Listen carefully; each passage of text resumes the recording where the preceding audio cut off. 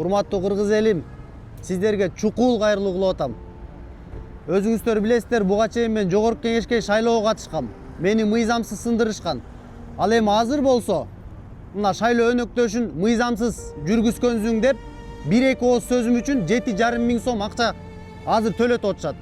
Кошоматчы, бирөөгө таянган, бирөөнүн акчасы менен келген, өзүңүздөр көрүп атасыздар кандай абалдарга келет.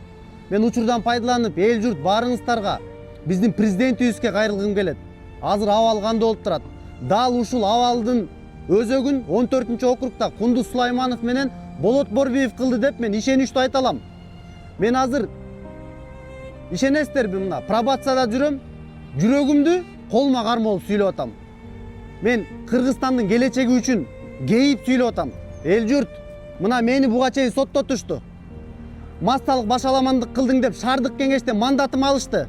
Дал ушул Кундуз Сулайманов менен жана башка күч структурадагы адамдар алды. Мен азыр ачык бир аз айта албайтам, бирок убагы келет баарын айтам.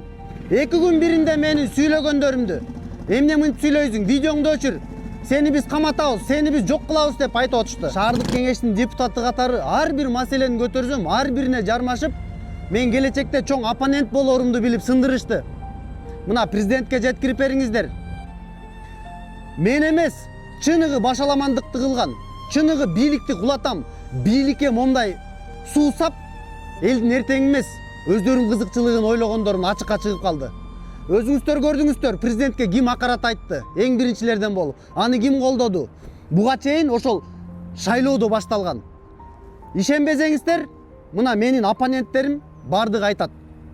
14-округда буга чейин жогорку кеңеште депутат болгондорду кабинетке сүйрөп келип туруп эле талапкерлигин алып коюшту. Ушундай да адилеттүүлүк болобу? Мына эми бизге күн тийгендей, күн чыккандай мына оюбузду айтып атабыз. Эч нерсе кереги жок, оюбузду айтып атабыз. Ушундай болбоду, бул башынан баштап даярданбадыбы? Менин видео жүргүзүүлөрүмдө көрсөңүздөр, мен алдын ала эле бардыгын жыйынтыгын айтып койгом. Биринчи Болот Борбиев болот, же Кундуз Сулайманов болот. Андан кийин мынакей Гүлшаркан деген болот, тилекке каршы деп айтып койгом мен алдын ала эле. Вангада эле. Мен жөнөкөй адам ушундай анализ кылып атам. Ал эми булар чыныгында бийликти базалабыз деген эле кадамдарды кылган. Мен айткым келет. Урматтуу Садыр Нуркожоевич, эл журт 14-округду жокко чыгарыш керек. Мына эркек болсо, буга чейин катталган талапкерлер, жогорку кеңештин мурунку депутаттары айтып чыгат. Арыз жазат. Мен жеке өзүм арыз жазам.